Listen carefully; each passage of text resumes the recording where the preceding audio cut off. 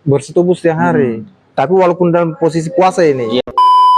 Ya ayyuhalladzina amanu kutiba alaikumussyam kama kutiba alal ladzina min qablikum la'allakum tattaqun. Islam itu paket komplit. Semua agama itu kan mengajarkan yang baik. Sunnah yang sangat dianjurkan itu tidak wajib. Jadi intinya tidak terlalu diharuskan. Dari kaum Islam masuk ke agama Nasrani, kita sebut aja ya, sorry ya, masuk ke agama Nasrani. Terus yang agama Nasrani masuk ke agama Islam. Yang amburadul kayak gini yang keren. Soalnya aku juga suka nongkrong sih. Mereka aktif 5 waktu, rajin 5 waktu, tapi perbuatan kelakuan mereka tidak seperti kurang menghargai orang, kurang peduli, kurang kasih sayang ke siapa saja. Mereka bertindak kayak semua maunya mereka, merasa selalu paling benar.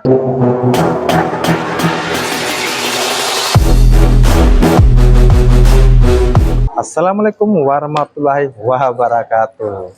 Dan selamat malam untuk teman-teman OTT Podcast yang berada di Kota Palu dan terkhususnya yang berada di seluruh Indonesia.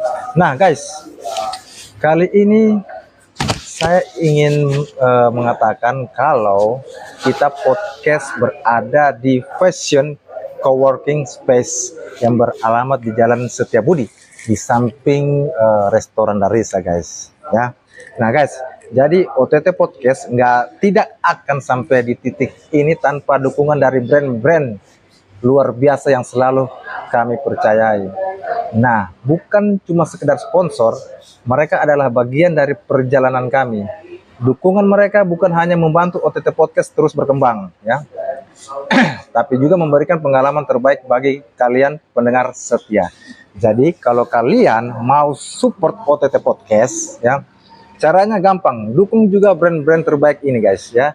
Mereka sudah percaya dan membantu kami saat kita balik kasih apresiasi. Jadi OTT Podcast dan Fashion Coworking Space kolaborasi yang tak terbantahkan guys. Asik, keren ya. Nah, jadi untuk di bulan Ramadan ini, setiap tahun Ramadan datang dan setiap tahun pula kita bertanya kepada apakah kita benar-benar berpuasa? Karena puasa bukan sekedar menahan lapar dan haus, tapi juga menahan amarah, menjaga lisan, mengendalikan pandangan. Namun di era digital ini godaan semakin nyata guys. Berjam-jam scroll media sosial, konten yang semakin bebas, dan tren yang terkadang justru menjauhkan kita dari makna ibadah. Di satu sisi kita sholat tarawih, di sisi lain kita masih sibuk bergosip di dunia maya. Kita rajin sahur, tapi juga tak segan menyakiti dengan kata-kata. Lalu, apakah ini yang disebut puasa? Nah, itu jadi tanda tanya guys. Oke. Terus kemudian malam ini kita bicara tentang batasan dan kebebasan. Apa yang bisa dan tidak bisa dilakukan anak muda di bulan suci, di mana garis tipis antara kelonggaran dan kelalaian. Kita akan mencari jawabannya agar Ramadan tak hanya menjadi rutinitas, tapi benar-benar bermakna. Nah, kali ini saya kedatangan Ustadz Jamal yang bersedia berbagi pengetahuan apa arti keislaman itu guys. Jadi kita langsung saja ngobrol dan berbincang ketemu dengan Ustadz Jamal. Halo Ustadz Jamal, apa kabar? Baik, alhamdulillah. Sehat. Nah Ustadz Jamal, oke, suatu kebanggaan dari kami tim OTT Podcast bisa meluangkan waktu untuk ngobrol berbincang santai dengan kami di sini di cafe atau Fashion Working Space. Oke, terima kasih meluangkan waktu Ustadz Jamal. Nah, Ustadz Jamal, boleh sedikit lagi diperbincangkan atau diperkenalkan sedikit banyaknya latar belakang Ustadz Jamal di Kota Palu yang kita cintai guys. Silakan Ustadz. Di Kota Palu saya rakyat biasa. Rakyat biasa ya. Jadi kebetulan saya salah satu alumni pondok pesantren di Jawa Timur. Jadi pesantren kami itu namanya Al-Fatah.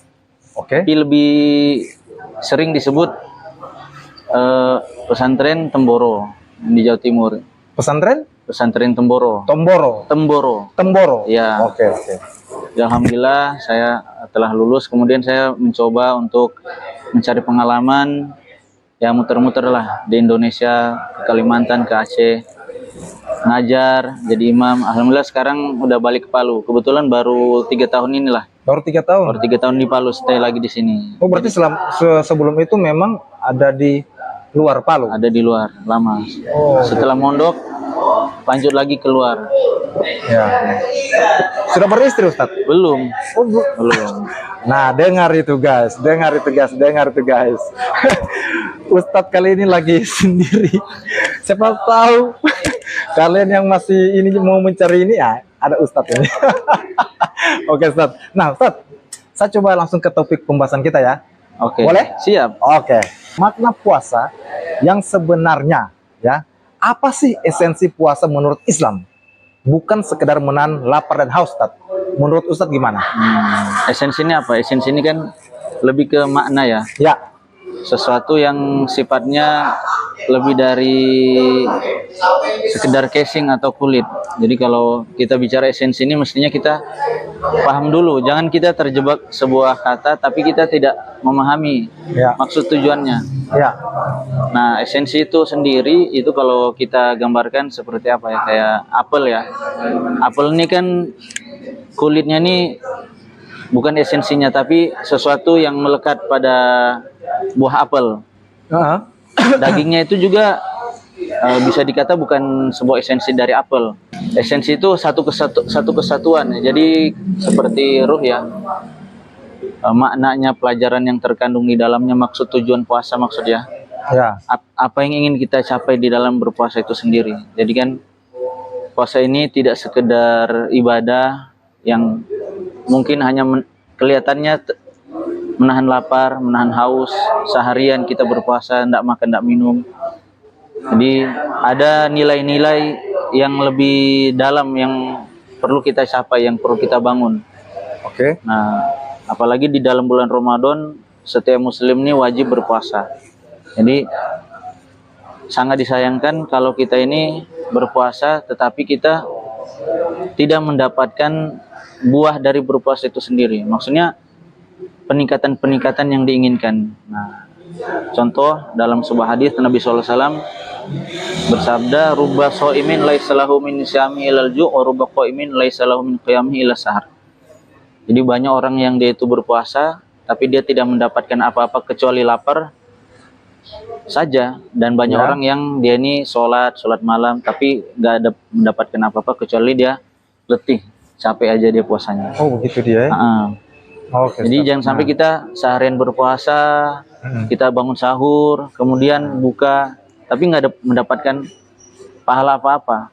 Sepakat, betul, Ustaz. Jadi dalam Al-Quran disebutkan, Allah Subhanahu Wa Taala berfirman, gimana hadisnya? Ya ayyuhalladzina amanu, ayatnya, ya ayyuhalladzina amanu kutiba alaikumussyam kama kutiba alal ladzina min qablikum la'alakum tattaqun. Jadi maksud tujuan paling tinggi di antara maksud tujuan puasa yaitu agar kita itu bisa menjadi orang yang takwa.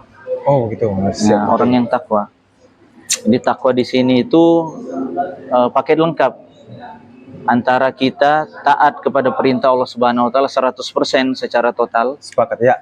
Jadi bukan sebagian perintah Allah yang diamalkan, tetapi seluruh perintah Allah diamalkan sekaligus sepaket dengan meninggalkan seluruh larangan-larangan Allah. Jadi meninggalkan kemaksiatan. Sebab ada orang yang dia itu mungkin taat, tapi dia masih melakukan berbagai macam kemaksiatan, sedikit atau banyak, terang-terangan atau sembunyi-sembunyi. Ya. Jadi takwa ini paket komplit istilahnya. Taat seluruh perintah Allah sekaligus menjauhi seluruh larangan Allah Subhanahu Wa Taala. Nah, kalau sudah takwa, maka janjinya Allah gimana dalam Al-Quran? Wa may yattaqillah yaj'al lahu makhraja wa yarzuqhu min haitsu la yahtasib. Jadi di antara keistimewaannya menjadi orang yang takwa itu, seluruh permasalahan akan diselesaikan Allah Subhanahu Wa Taala. Jadi Allah langsung yang tolong dia, kemudian akan dimudahkan rezekinya dari arah yang tidak disangka-sangka. Nah, dan kita manusia ini makhluk yang problematik, yang banyak masalah, banyak keluhan, banyak kegundahan, terkadang ngeluh sana ngeluh sini. Ya, betul sekali. sebagai orang yang beriman, maka kita itu seyogyanya kita gimana kalau dapat masalah itu kita pertama kali yang kita minta itu hanya kepada Allah. Nah, terkadang kita ini mengalami mungkin iman kita lagi lemah. Nah, betul sekali. Akhirnya kita sulit memahami apa sih pelajaran dari masalah ini, bagaimana cara kita kembali kepada Allah. Sehingga kita itu mencari cara-cara yang di luar syariat, atau mungkin kita datang kepada makhluk minta tolong kepada manusia. Nah, jadi maksud tujuan puasa itu biar kita itu menjadi sejatinya hamba, menjadi orang yang benar-benar takwa. Jadi takwa itu satu derajat di dunia ini yang istimewa. Jadi ada orang soleh, ada orang yang kelihatannya taat, belum tentu takwa. Jadi takwa itu ya betul, berat. Maka kata guru-guru saya itu, kiai-kiai saya bilang, sampaikan ke kami, banyak orang yang dia ini mungkin bisa ibadah. Ya. Kalau untuk mengerjakan kebaikan itu mudah, banyak orang bisa melakukan. Sholat, orang semua sholat juga, puasa, banyak orang zikir. Bahkan orang tahajud tiap malam itu sebenarnya mudah, baca Quran setiap hari mudah, hafal Al-Quran banyak orang melakukan. Tapi yang sulit itu sekaligus dia ini taat kepada Allah dengan ibadahnya, dia mengerjakan ibadah ketaatan, kemudian dia sekaligus mampu meninggalkan seluruh keburukan-keburukan. Nah ini, ini yang sulit. Jadi bukan perkara yang mudah. Betul.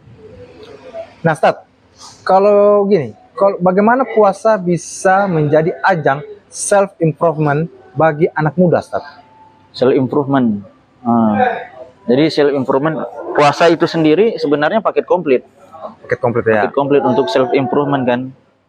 Sebenarnya kalau kita melihat dari hadis-hadis dan bagaimana tata cara berpuasa, hikmah-hikmah di balik ibadah puasa itu sendiri, sebenarnya suatu hal yang paket komplit untuk self improvement ya.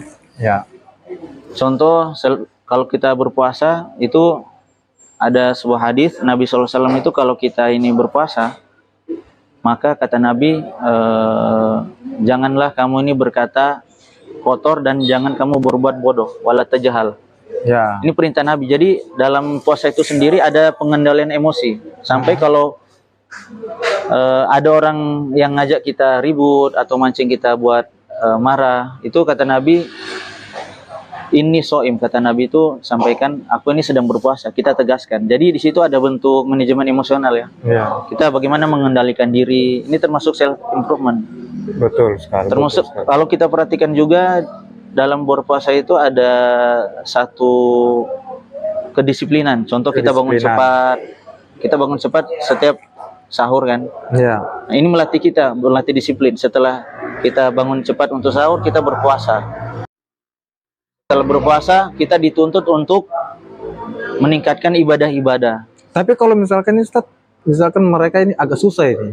Maksudnya ada yang mungkin belum biasa dalam hal bangun subuh untuk sahur, atau kadang sudah mau selesai ini terlambat mau sahur atau gimana. Itu kira-kira, dan juga mereka ada juga yang tidak kesampaian makan sahur nih. Nah, jadi mereka tapi tetap berinisiatif mau kepengen tetap berpuasa.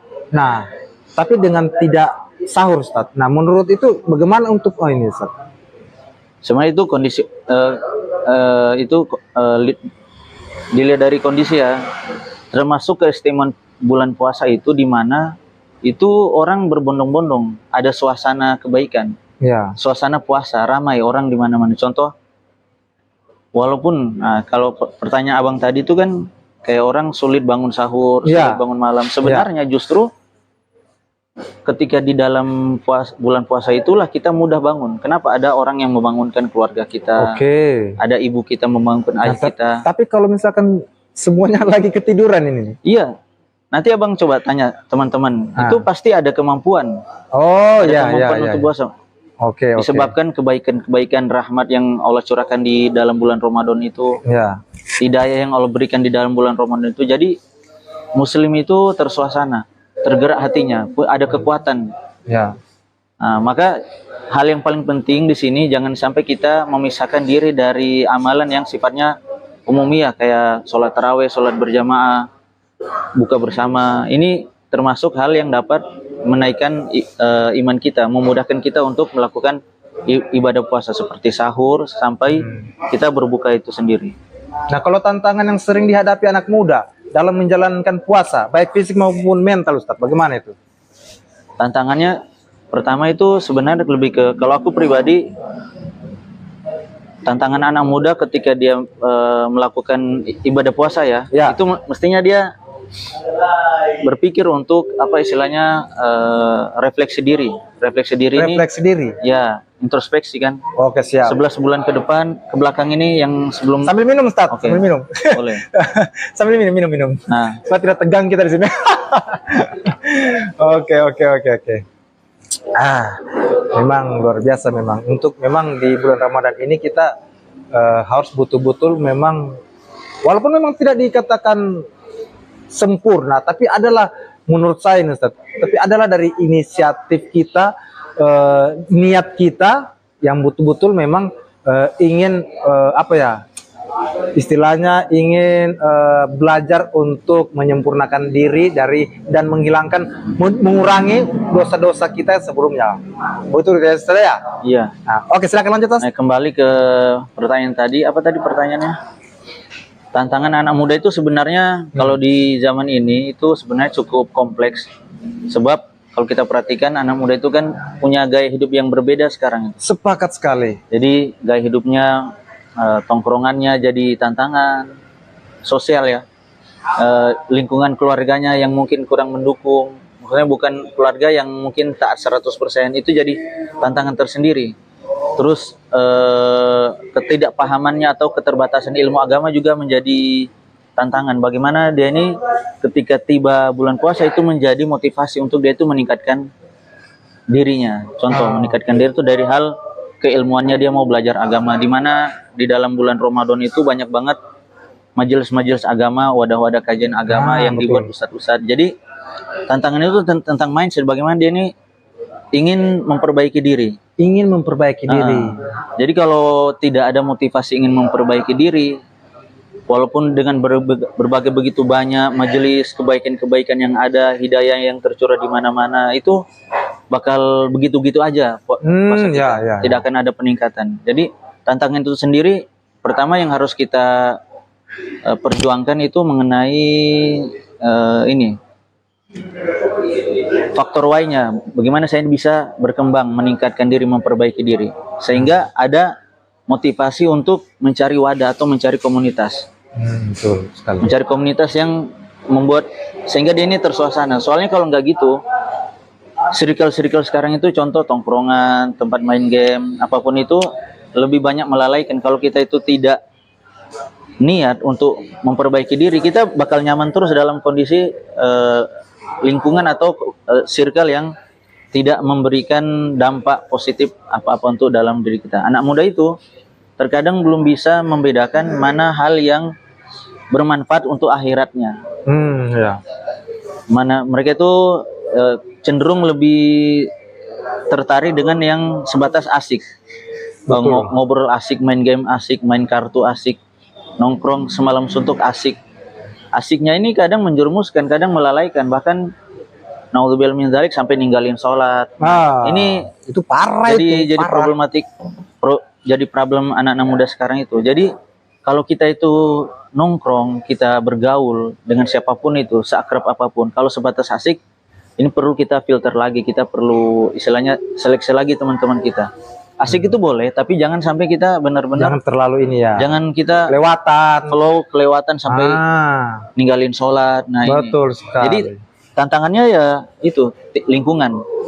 Lingkungan ini hal yang menjadi hal pertama yang perlu kita lalui, lingkungan ini. Oke, Ustaz. Mitos dan fakta, apakah mandi saat puasa bisa membatalkan? Nah, itu gimana tuh, Ustaz? Mandi saat puasa. Mandi saat puasa itu tidak membatalkan. Jadi kalau kita sementara puasa, biar kita mandi, tidak membatalkan puasa tidak kita? Tidak membatalkan puasa. Dengar itu, guys. Dengar itu. Membatalkan puasa itu ya makan, minum. Kemudian kita mabuk. Mabuk, kemudian itu saat berpuasa dong? Iya. Saat berpuasa termasuk hilang akal, gila itu kan. No. Kemudian kita memasukkan sesuatu dari lubang-lubang yang ada di anggota tubuh, telinga, hidung, termasuk dubur itu bikin batal. Kemudian mengeluarkan mani dengan sengaja, onani itu Oh ya termasuk ya kalau ya. dalam madzhab Syafi'i itu batal. Kemudian bersetubuh di siang hari, Bersetubuh siang hari. Tapi walaupun dalam posisi puasa ini, ya murtad, bersetubuh tidak bisa ya? nggak bisa. Oke. Jadi kalau sekedar mandi gimana? itu enggak membatalkan Oh, puasa. yang penting kalau biar sekedar mandi itu tidak Iya. membatalkan Yang kita penting puasa. mandinya nggak masuk ke mulut. Kalau mandinya masuk ke mulut ya batal. Sengaja dimasukin. Wih, panas nih, mandi dulu gitu. Oh, kalau itu tidak membatalkan, cuma sekedar siram. Iya, sih tidak batal. Oke. Nah, bagaimana dengan olahraga berat, gym, futsal dan lain-lain? Kalau olahraga juga enggak masalah, asalkan kita itu kan kalau berpuasa ini kan cukup menguras energi ya. Iya. Kita dengan keseharian atau aktivitas sehari-hari itu kita udah berasa rasa laparnya. Nah, kalau kita khawatirnya kalau kita tambah dengan aktivitas olahraga, apalagi olahraga itu menguras banyak energi, nanti khawatir itu puasanya enggak kuat. Nah, itu olahraga itu boleh, tapi kita perlu sesuaikan waktunya. Contoh dekat berbuka itu bagus. Ya. Secara medis itu olahraga dekat berbuka puasa itu boleh bagus. Tapi jangan sampai kita itu berlebihan olahraganya sampai kita itu lapar. Lapar akhirnya apa? Nggak kuat, batalin tuh banyak orang-orang kayak gitu. Nah, saya coba flashback kembali nih Ustadz ya. Artinya tadi kan kita membahas mengenai tentang main game, ya kan? Nah, jadi apa namanya? Bermain game atau nonton film selama puasa. Nah, itu di saat tren anak muda zaman sekarang kan. Nah, itu saya coba untuk memperjelas kembali. Nah, betul-betul dibolehkankah main game atau nonton film selama puasa itu? Jadi kalau main game di dalam madzhab Syafi'i itu sebenarnya ikhtilaf ya. Kalau main game itu sendiri mubah, asalkan tidak ada unsur yang unsur-unsur haram. Atau semisal main game atau kita olahraga, apa tadi lagi? Olahraga, ya gym, futsal. Seluruh permainan itu boleh dilakukan itu. Semua biar main game. Iya, mau boleh. Asalkan tidak sampai membuat kita itu lalai akan sholat. Contoh orang main game sampai dia ninggalin sholat itu udah haram. Itu hukumnya udah dosa dia. Oh begitu ya. Sama orang main futsal juga, dia nge-gym juga. Kalau berpacaran saat berpuasa bisa mengurangi pahala tidak itu Ustaz? Pasti mengurangi pahala. Mengurangi pahala karena gitu. Tapi kalau cuma hanya sekedar kita apa ya istilahnya baku bawa boncengan, misalkan janjian yuk kita ke mall atau kita jalan-jalan ke sana, tapi tidak melakukan hal-hal yang seperti negatif. Nah, itu kira-kira gimana itu Ustaz? Tetap itu masuk dalam konteks pacaran. Karena kan puasa itu sendiri kita istilahnya dalam kondisi kita menjaga hati kita, membangun kedekatan kita kepada Allah. Jadi berusaha untuk totalitas mengamalkan perintah-perintah Allah. Jadi memang tidak bisa ketemuan pacaran dengan pacar kita. Itu masuk dalam kalau puasa itu kan terbagi dua, ada muhbitot, ada muftirot. Oh iya. Muhbitot ini dia menghilangkan pahala puasa. Contoh kita ngadu domba, kita berbohong, kemudian kita nyebar fitnah. Nah, termasuk pacaran itu. Termasuk pacaran itu. Jadi biar cuma baku bawa begitu saja. Tidak ada cuma itu. Tidak terkecuali. Tapi tetap dia diwajibkan puasa. Iya. Makanya sama seperti dalam hadis tadi, kata Nabi kan, ruba so'min laisa lahu min sahmi illal ju'. Banyak orang yang dia itu puasa, tapi nggak dapat apa-apa, nggak dapat pahala, cuma lapar aja dia. Tapi banyak Ustaz. Ya itulah. Zaman sekarang banyak anak muda sekarang. Itu gimana itu? Itu akibat kalau orang itu berpuasa menganggap puasa itu hanya sekedar tradisi. Dan dia tidak ada refleksi diri. Nah, makanya puasa itu harus dibarengi dengan niat untuk memperbaiki diri, menata ibadah, mendekatkan diri kepada Allah. Itu harus ada orientasi ke sana. Kalau puasa hanya sekedar ikut suasana, orang puasa-puasa, orang sahur-sahur, orang buka-buka, ya nggak akan ada peningkatan. Jadi sangat disayangkan ketika bulan Ramadan orang berbondong-bondong meningkatkan ibadahnya, meningkatkan baca Qur'annya, ya ramai-ramai berbondong-bondong ke masjid. Nah, orang tidak fokus, tertarik dengan bagaimana memperbaiki diri. Jadi perlu diluruskan niatnya. Ya. Begitu ya. Nah, kalau batasan dalam berpakaian selama Ramadan, apakah ada aturan spesifik? Nggak ada, Spesifiknya kalau tidak ada. aturan spesifik nggak ada. Cukup kalau kita sebagai muslim, kita itu tertutup auratnya ya. Jadi di bawah lutut, kemudian kita berpakaian yang pantas, yang layak, yang sopan. Lebih bagus lagi kalau pakaian kita itu menunjukkan ciri khas seorang muslim, itu lebih bagus lagi. Dia pede di mana-mana. Karena ini nih ada apa ya, ada hubungannya ya antara ketika orang itu masuk di dalam bulan Ramadan, itu kan kita lihat anak-anak muda itu banyak yang kemudian dia lebih agamis pakaiannya. Oke. Nah, kalau misalkan gini, Ustaz, minta maaf saya salah ya. Kalau misalkan banyak ini kan kita lihat lagi sekarang anak muda kan. Memang kita kalau mau lihat dari segi keagamaan, baju gamis kan lebih bagus dipakai. Tapi ada sekarang anak-anak muda itu mereka lebih mementingkan memakai baju model-model duniawi. Ya kan, tidak harus gamis. Nah, itu menurut sudut pandangnya Ustaz Jamal itu gimana? Jadi begini, enggak masalah. Enggak masalah yang penting, enggak masalah. Yang penting konteksnya itu seorang muslim itu dia kalau untuk pakaiannya dia tertutup auratnya, sopan. Kemudian kalau dia berpakaian muslim itu lebih bagus lagi. Oh begitu ya. Berarti dia pede nih dengan agamanya, bangga dengan agamanya. Enggak malu dia menunjukkan identitas keislamannya. Oh begitu ya. Nah, kalau Ramadan sebagai momen perubahan, apa kebiasaan baik ya yang bisa kita bangun, Ustaz? Kebiasaan baik yang bisa kita bangun di dalam bulan Ramadan itu justru apa yang kita tumbuhkan ketika bulan Ramadan ya. Menurut saya itu seperti kita bangun setiap malam atau setiap sahur itu kan kita biasanya sekaligus tahajud. Oke. Nah, kebiasaan baik itu sebenarnya apa yang ada kita tumbuhkan di dalam bulan Ramadan itu, seperti di dalam bulan Ramadan kita itu memperbanyak baca Quran. Ya. Yang biasanya hanya 1-2 lembar kita baca 1 juz sampai 2 juz sampai berapa juz. Kemudian kita lebih sering ke masjid. Nah, ini. Ya betul. Ini yang paling penting. Terus kita kumpul dengan orang-orang soleh, sering duduk di majelis-majelis. Kebiasaan baik itu datang ketika itu, kebiasaan baik itu di depan mata sebenarnya. Kemudian kita juga bisa lagi untuk menghidupkan amalan-amalan semisal puasa sunnah. Jadi puasa itu kan tidak hanya dalam bulan Ramadan. Di luar bulan Ramadan juga kita bisa menghidupkan amalan puasa seperti puasa Senin Kamis, puasa Daud dan lain-lain itu kan. Oke, jadi berarti puasa ini tidak diharuskan di bulan Ramadan ini saja. Kita puasa sunnah ya. Iya, maksudnya ya.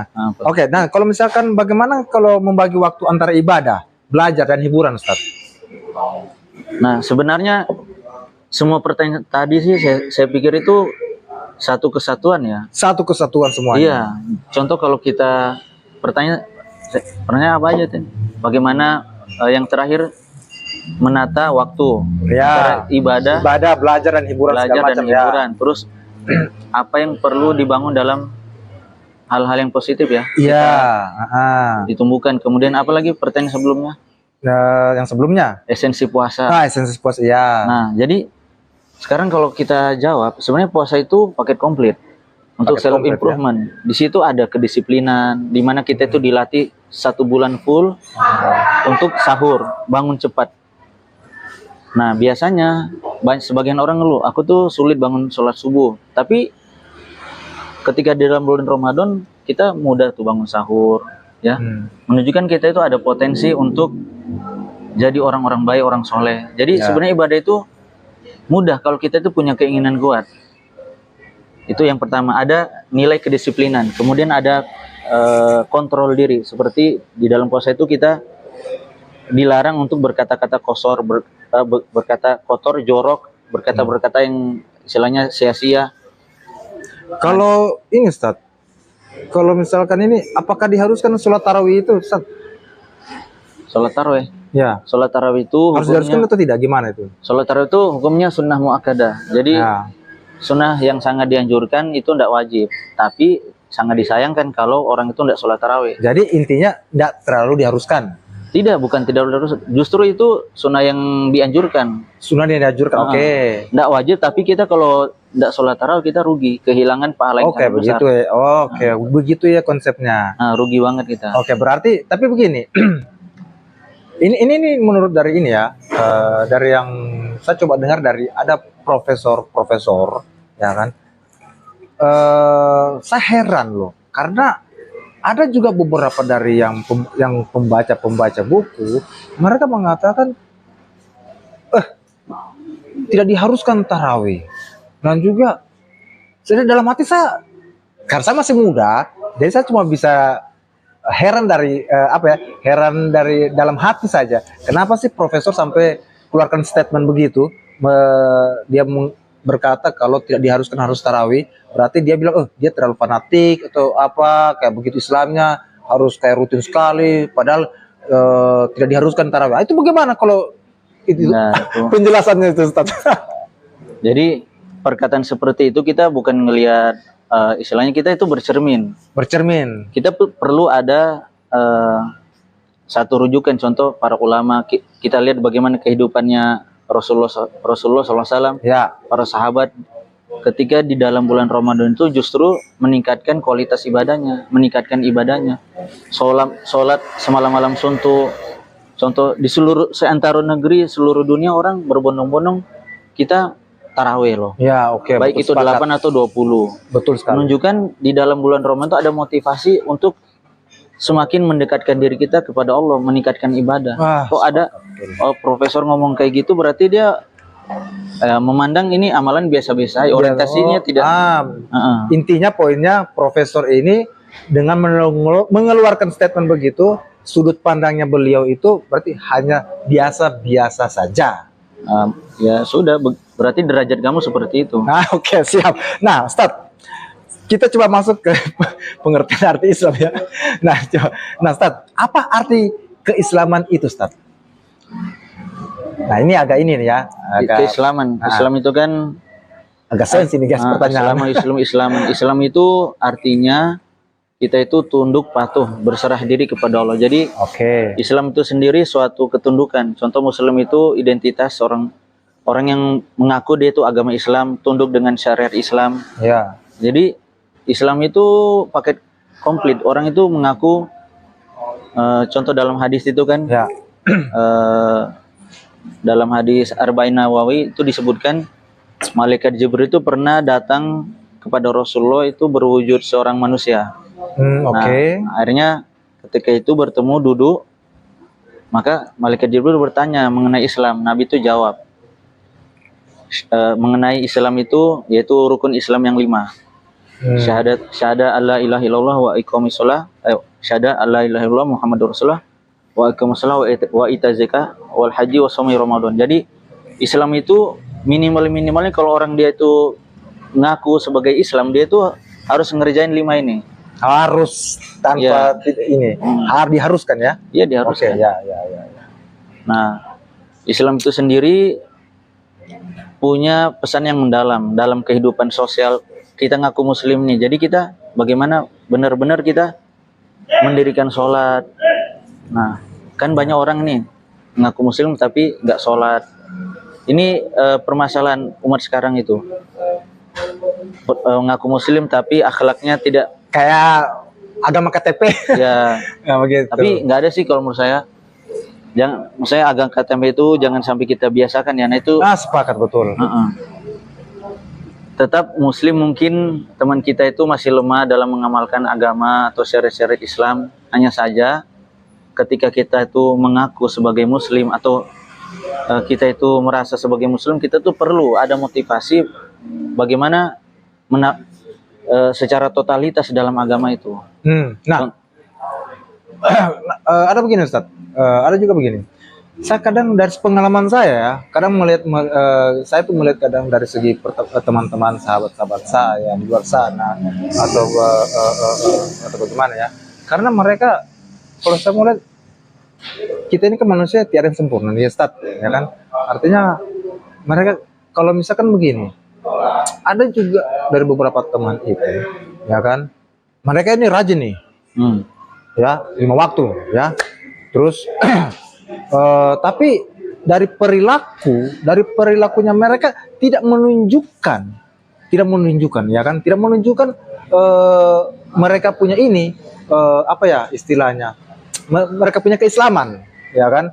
Percuma. Jadi saya mau bertanya ke Ustadz, mereka aktif 5 waktu, rajin 5 waktu, tapi perbuatan kelakuan mereka tidak seperti kurang menghargai orang ya, kurang menghargai orang atau kurang apa ya, kurang peduli, kurang kasih sayang ke siapa saja. Mereka bertindak kayak semau maunya mereka, merasa selalu paling benar. Nah itu menurut Ustadz Jamal itu bagaimana dengan perilaku ada apa ya, manusia seperti begitu, Ustadz? Silakan. Sebenarnya ini hal yang terpisah ya. Jadi kalau orang itu udah sholat 5 waktu itu udah bagus banget. Ya. Nah, adapun dia ini perangainya, akhlaknya mungkin belum mencerminkan seorang muslim, itu memang kalau manusia itu nggak ada yang instan ya. Dia nanti sepakat. lambat laun nanti kalau dia itu sholatnya benar, dia istiqomah sholatnya, dia benar-benar mungkin prioritas sholatnya, nanti lambat laun sholat itu akan memperbaiki perangainya, akhlaknya. Oh iya. Jadi berarti proses. Itu berproses. Oke, ya. Jadi yang fatalnya orang kalau sudah perangainya buruk, akhlaknya buruk, nggak sholat itu agak sulit diluruskan itu. Ya betul sekali. Jadi sholat itu sendiri sebenarnya untuk memperbaiki diri kita. Kenapa? Di dalam sholat itu ada doa-doa, ada istighfar. Kita juga termasuk melatih diri untuk taat kepada Allah. Sebenarnya sholat itu kan kita tuh belajar untuk taat kepada Allah. Jadi di luar sholat. Nah, Ustaz, sebelum saya coba lanjut ke ini, Ustaz, ada sempat terbesit dalam benak saya ini. Misalkan kita puasa nih, ya kan? Kita puasa. Terus kita marah-marah, ya kan, kita marah-marah dengan emosionalnya kita. Nah menurut Ustadz, kalau kita sudah emosi begitu atau mengeluarkan kata-kata kasar, nah menurut Ustadz yang itu atau memang dari hukum dari keislaman itu kira-kira gimana tuh Ustadz? Apakah sudah membatalkan puasa kita atau gimana? Ini intinya pentingnya belajar agama. Jadi terkadang kita itu puasa tapi kita belum memahami apa aja yang membatalkan puasa, apa saja yang menghilangkan pahala puasa. Ya. Terus kita belum mendengar hadis-hadis Nabi, semisal tadi kayak kalau ada orang ngajak kita ribut, ngajak orang kita marah. Nah, kalau kita udah tahu hadisnya, kita itu mau ngumpat, mau marah, mengeluarkan kata-kata kasar atau kotor itu kita ada kontrol. Itu gunanya kalau kita belajar. Oh gitu ya. Jadi intinya kita harus belajar. Belajar. Iya, supaya. Adapun kalau sudah kita mungkin terlanjur mengucapkan, kita istighfar, kita minta ampun. Oh iya. Tapi tidak membatalkan, Tidak membatalkan. Tidak membatalkan ya. Oh syukur. Kadang-kadang. Hanya saja kalau kita itu terusin, nah itu bisa menghilangkan pahala puasa kita. Oh begitu. Kalau sudah terlanjur ya, kita sengaja dan sudah keterlaluan sekali, itu sudah membatalkan. Oke Ustaz. Nah gini Ustaz, ini agak sedikit ini ya, pertanyaan ini ya, mungkin saya harus ini juga karena saya sebagai orang awam ini Ustaz, ya kan, saya sebagai orang awam di sini. Jadi saya mau bertanya Ustaz, gini, kita melihat, kalau saya mau melihat ya dari kebelakangan ini ya, terakhir ini, kalau saya mau melihat ada beberapa artis, ya kan, ada beberapa artis atau ada beberapa masyarakat lah, contoh, ya kan, kita beberapa terakhir ini kita sering diperlihatkan banyak, bukan banyak juga sih, ya bisa tergolong banyak atau bisa tergolong ada puluhan atau beberapa, ya, ada yang mualaf, ada yang juga murtad. Nah, dari segi kedua agama ini, yang sering mualaf dan sering murtad, saya koreksi, ada yang murtad, ada yang mualaf. Nah, menurut sudut pandangnya Ustadz itu, hal yang mereka lakukan itu, apakah mereka bosan dengan agamanya, atau mereka belum memahami agamanya seutuhnya, atau gimana itu Ustadz? Nah, karena mereka siap meninggalkan agamanya mereka. Itu yang jadi pertanyaan. Kira-kira gimana tuh Ustaz? Itu kita nggak bahas konsep hidayah ya. Intinya Oke. kalau orang itu udah keluar dari Islam, murtad, berarti sudah nggak dapat jatah hidayah. Naudzubillah min dzalik. Cuman Oke. hanya saja itu sangat kompleks permasalahannya karena ada faktor, mungkin faktor lingkungan, ketidakpuasannya dengan ajaran-ajarannya. Contoh, Ya. orang yang dia pindah di suatu agama, contoh dari non-muslim ke muslim, mungkin dia melihat ada kelemahan dalam ajaran agamanya, ada konsep-konsep yang bertentangan dengan logikanya, tidak sejalan dengan eh, prinsip hidup atau kebaikan yang dia anut. Jadi ada hal-hal yang dirasa kurang memuaskan, sehingga orang itu dia mencari bukan pembenar, mencari mana nih agama yang kira-kira sesuai dengan fitrahnya kan. Ya. Nah, kebanyakan gitu, ada orang yang dia berangkat pindah agama itu memang tidak menemukan hal-hal yang diinginkan ya, tidak memuaskan jiwanya. Entah itu dari ajaran agamanya atau dari lingkungan orang yang beragama itu sendiri. Contoh, sekarang kita perhatikan faktor lingkungan itu berpengaruh menjadi orang itu pindah agama. Banyak orang yang dia itu hidup di lingkungan muslim, tapi karena melihat bagaimana akhlaknya orang Islam, Ya. yang senang ikram, yang senang menyebarkan salam, ini kita lihat yang bagus-bagus dulu. Ya. Semestinya kalau kayak di Eropa itu sekarang banyak orang masuk Islam ya. Setiap hari orang Muslim, ribuan orang masuk Islam di sana. Karena kalau akhlak Islam itu kita amalkan, itu akan menjadi asbab hidayah, kebaikan, sehingga orang-orang itu tertarik dengan Islam. Nah, kemudian mereka mau syahadat, mau masuk ke dalam Islam. Tapi gitu, oke. kalau kita itu sebagai Muslim tidak mencerminkan diri kita sebagai seorang yang beragama Islam, Ya. orang itu lihat agama kita itu ya nggak tertarik. Tidak tertarik. Lihat Tidak agamanya kita itu, lihat agama Islam itu ya. Hmm. Lihat agama Islam, keislaman kita itu tidak tertarik. Tidak, justru melihat agama kita itu banyak kurangnya, bahkan kita dicemooh begini macam-macam lah. Itu yang bikin murtad. Ah itu. Oh, Kemudian iya, dari iya, iya. istilahnya pendidikan agamanya dari keluarga, bagaimana keluarga itu membimbing keluarganya, orang tua membimbing anak-anaknya, fundamental agamanya nih dikuatkan. Ya, ya, ya. Termasuk pergaulannya juga. Pergaulan. Jadi kalau kita itu tidak menjaga dari hal-hal tersebut, contoh keluarga ini dia tidak kontrol anaknya, baik itu dari segi fundamental pendidikan agamanya atau pergaulannya, nanti anak-anak kita itu nongkrong di sana, kontrolnya dia bakal banyak referensi pergaulan-pergaulan yang buat dia itu ragu dengan agamanya. Hal yang positif, agama sebelah yang mualaf masuk ke Islam. Hal yang positif. Hal yang positif, semua agama itu positif. Maksudnya begini, maksud begini. Maksudnya saya begini, saya koreksi. Jadi begini, agama lain mualaf masuk ke agama Islam. Nah, hal positif bagi kaum Islam apa untuk mereka ini? Oh, motivasinya sih. Motivasinya itu, kayak gitu, Ustaz. motivasinya kalau aku perhatikan orang-orang yang masuk hal yang sangat bermakna ya.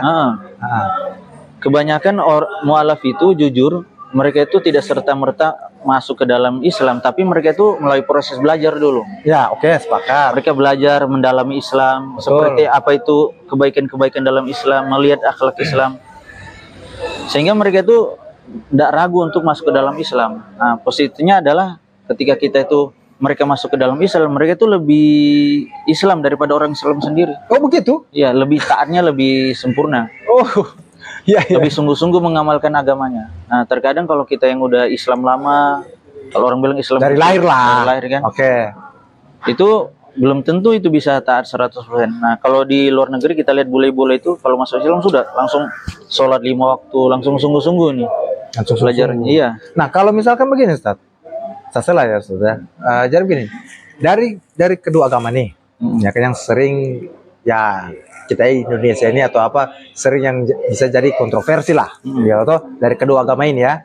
Nah, terus dari kedua agama ini, nah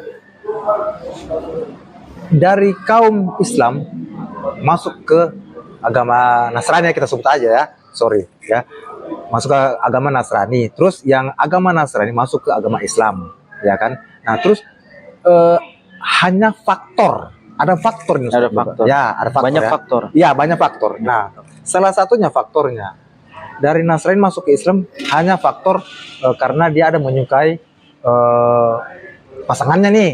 Nah, sama juga sehalnya Islam ini masuk ke Kristen karena faktor menyukai pasangannya nih. Nah, menurut sudut pandangnya Ustadz atau dari pengetahuannya di keislaman itu bagaimana tuh Ustadz mendapatkan hal-hal kejadian seperti begitu? Jadi itulah pentingnya kalau kita itu beragama itu nggak keilmuannya kurang. Keilmuannya kurang. Nah, orang Islam itu sendiri itu untuk pacaran pun dia haram. Jadi intinya keilmuan keagamanya itu kurang. Iya. Ya. Oke. Itu perlu kita tingkatkan keilmuan kita. Hal-hal yang kurang dari jati diri kita sebagai seorang Muslim itu apa? Ya. Orang itu kalau dia itu punya ilmu yang mumpuni tentang Islamnya, minimal dia itu ngerti hukum-hukum dasar Islam ya. Apa yang haram, apa yang nggak boleh dibolehkan, apa perintah-perintah Allah itu sulit orang itu untuk pindah agama. Kecuali memang takdirnya memang pasti ada faktor-faktor eksternal orang itu kenapa bisa murtad. Ya. Orang Faktor contoh kenapa orang masuk ke agama lain gara-gara pacaran. Nah, pacaran aja dia langgar. Oke. Jadi fundamental Islamnya itu belum terbentuk dengan baik. Nah, ini pentingnya kita sebagai seorang Muslim, khususnya anak-anak muda itu jangan meremehkan belajar agama, jangan meremehkan pelajaran agama. Iya, jangan meremehkan kita itu datang ke majelis-majelis, kumpul dengan orang-orang soleh. Malah kita itu cenderung, kalau saya perhatikan anak muda sekarang itu takut akan kalau dirinya itu disebut Islam, taat, orang yang soleh itu takut. Seperti alergi dengan agama sendiri. Mereka itu kurang siap menerima hal-hal itu. Oh gitu ya. Jadi hal-hal yang negatif itu kayak, oh ini keren nih. Yang amburadul kayak gini yang keren, yang amburadul yang lebih lebih bisa masuk kemana aja. Jadi sangat disayangkan ya kalau kita itu Islam masa mudanya kita tidak mau belajar itu. Gitu Ustaz ya. Makanya memang jadi tadi kan saya bertanya dari kedua ini ya, dari kedua belah pihak nih Ustaz. Cuman menurutku tadi Ustaz bahas di bagian yang murtad. Nah kalau yang mualaf itu bagaimana tuh Ustaz? Mualaf? Iya. Kan banyak itu enggak salah. Orang istilahnya dia nikah dari agama sebelah dia nikah masuk Islam justru satu kebaikan. Oh, tapi kalau walaupun demi pasangannya. Walaupun demi pasangannya. Oh, gitu ya. Mantap. Tapi kalau kan ini masih jadi walaupun demi pasangannya dia beralih ke agama itu tidak apa-apa. Ini Bang, bagus. Kalau kebenaran itu dipandang dari berbagai sudut pandang agama jadi relatif dia. Oke. Yang penting positif ya.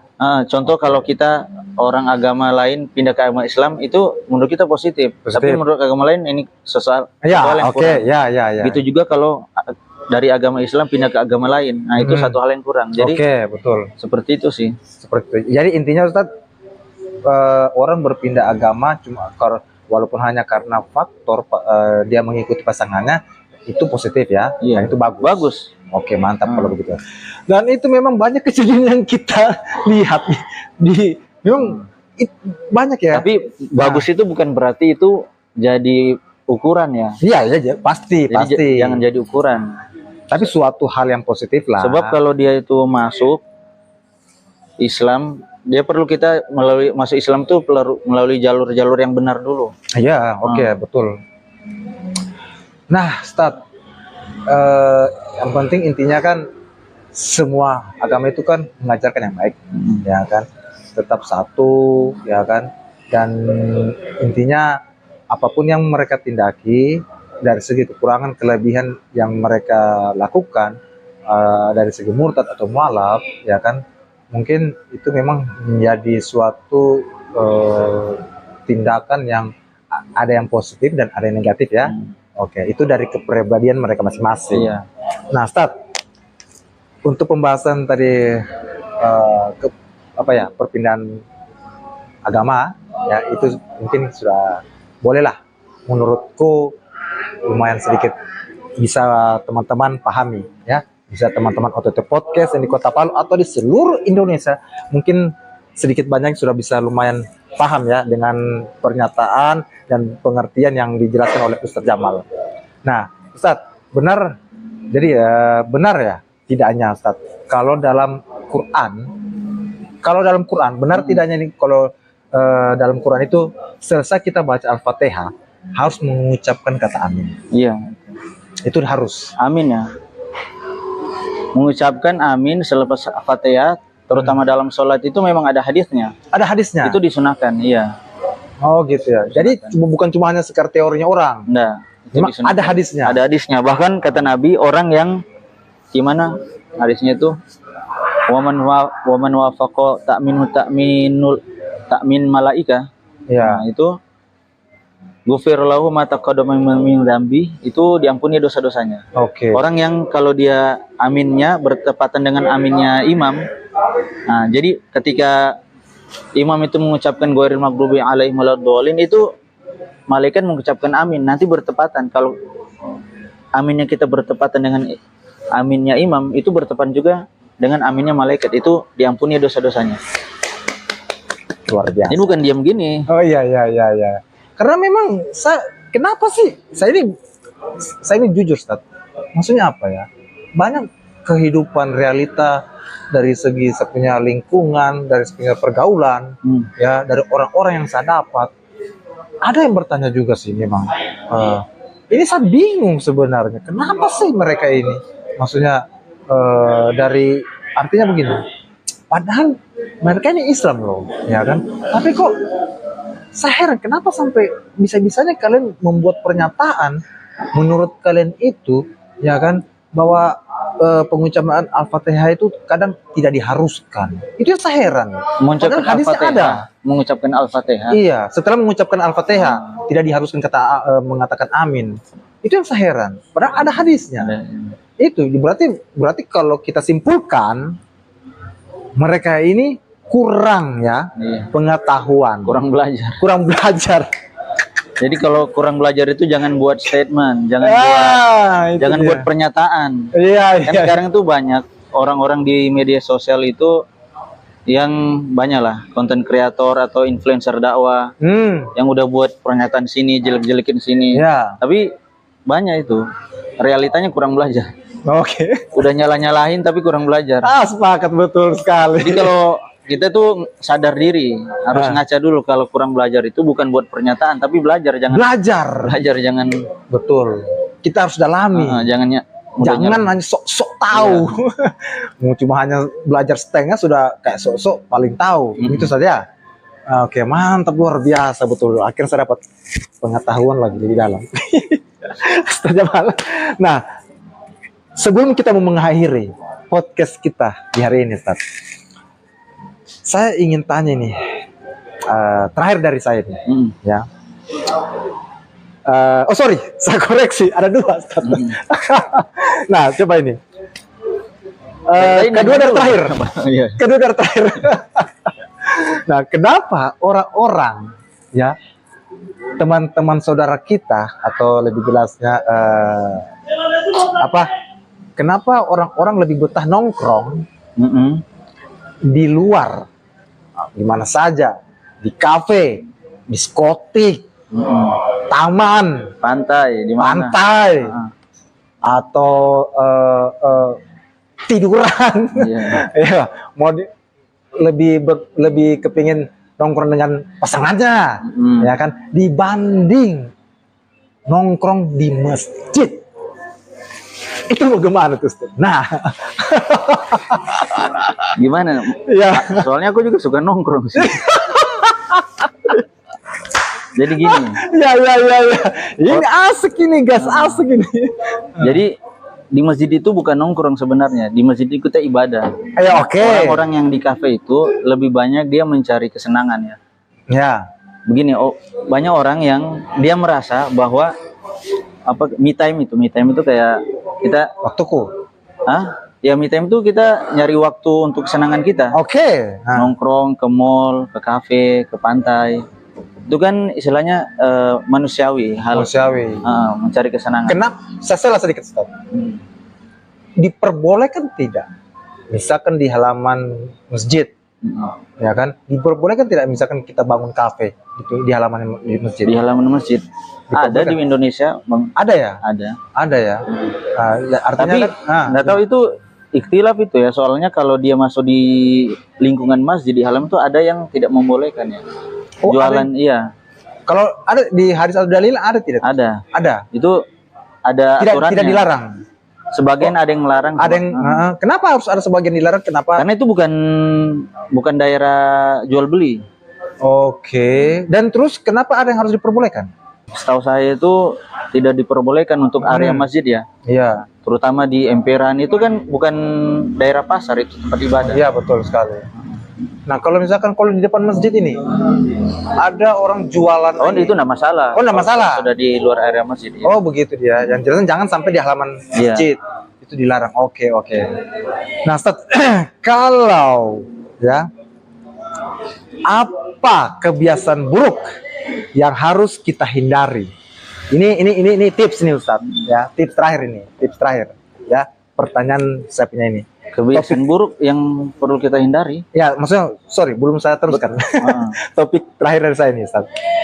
Apa kebiasaan buruk yang harus kita hindari agar puasa lebih berkualitas? Kebiasaan buruk yang perlu kita hindari agar berpuasa lebih berkualitas. Berkualitas. Jadi kalau dalam hadis, Ya. pertama ada sebuah hadis Nabi, kata Nabi, min husnil islamil mar'i tarkuh ma la ya'nih. Jadi di antara bentuk kebaikan seorang muslim itu dia meninggalkan hal-hal yang kurang bermanfaat. Oke. Jadi hal yang kurang bermanfaat, yang sia-sia aja itu seorang muslim bagaimana sebisa mungkin untuk meninggalkan. Kayak ngabisin waktu main game, nongkrong berjam-jam. Itu belum kebiasaan buruk ya. Maksudnya belum hal-hal yang sifatnya berbuat dosa. Itu perlu kita jauhi. Nah, untuk ibadah puasa itu sendiri, kita bagaimana hindari hal-hal Keburukan. ya, keburukan-keburukan. Ya. Hindari keburukan. Pertama kalau kita perhatikan secara umum di dalam bulan Ramadan itu suasana kebaikan di mana-mana. Setiap orang berpuasa, masjid yang tadinya kosong atau kurang ramai jadi ramai. Jadi ramai. Oke. Kemudian orang sholat taraweh, orang sahur, ada yang itikaf. Nah, kebiasaan-kebiasaan itu kita yang bisa identifikasi.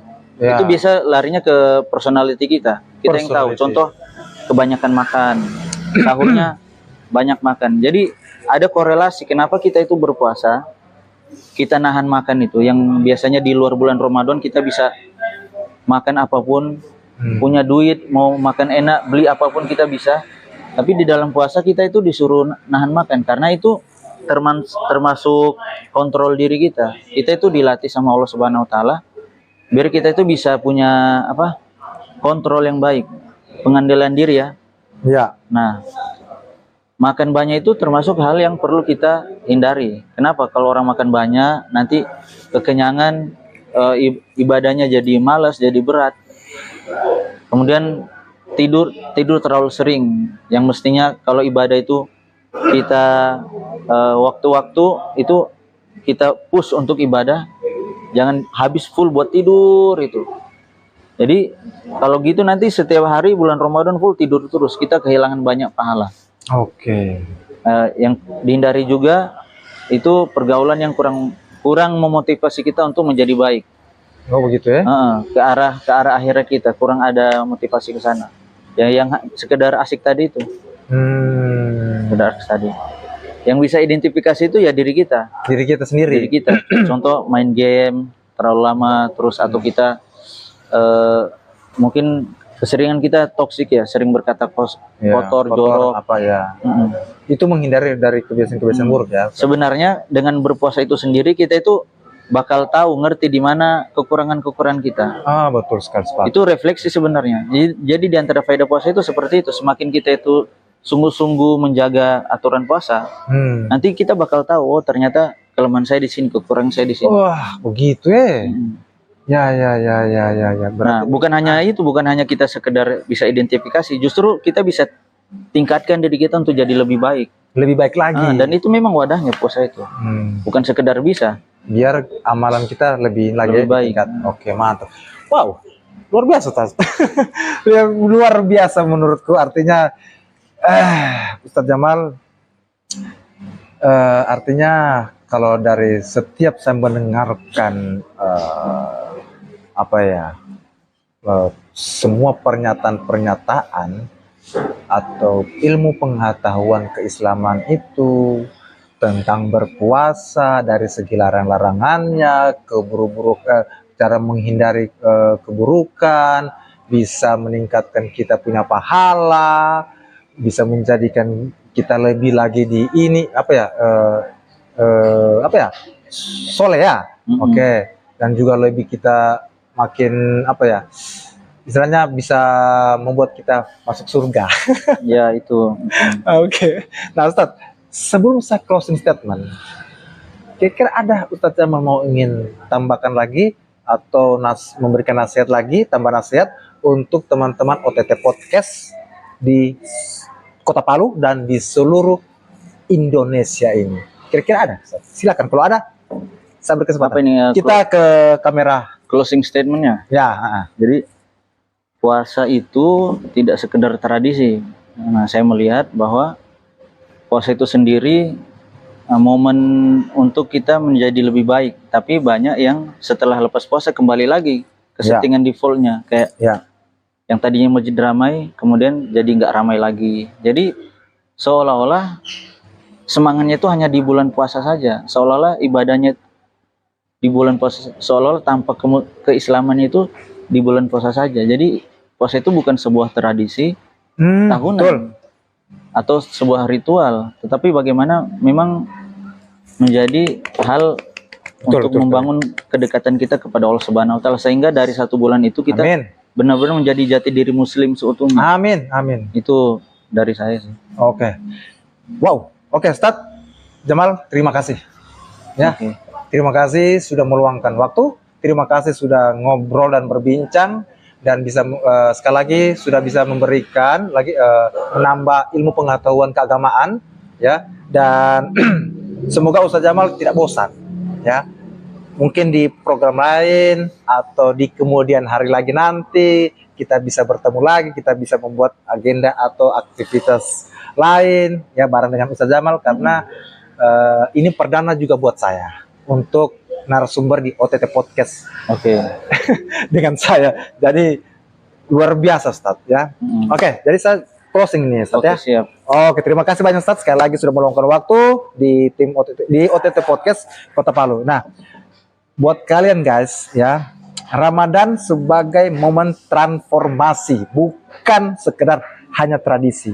Oke. Dan buat kalian teman-teman OTT Podcast Kota Palu ya, jangan lupa tetap nyalakan lonceng, subscribe, bagikan komen ya, agar teman-teman OTT Podcast Kota Palu ya dan di seluruh Indonesia tidak ketinggalan setiap informasi-informasi, solusi-solusi yang bermutu dari kami di sini ya, dan tidak akan memberikan informasi yang tidak akurat, tetapi memberikan informasi yang bisa membuat kalian itu bisa menginspirasi, motivasi buat kalian semua. Dan terima kasih sekali lagi, dan sampai ketemu di episode selanjutnya. Dan ayo Ustaz, kita hello ke teman-teman. Dadah.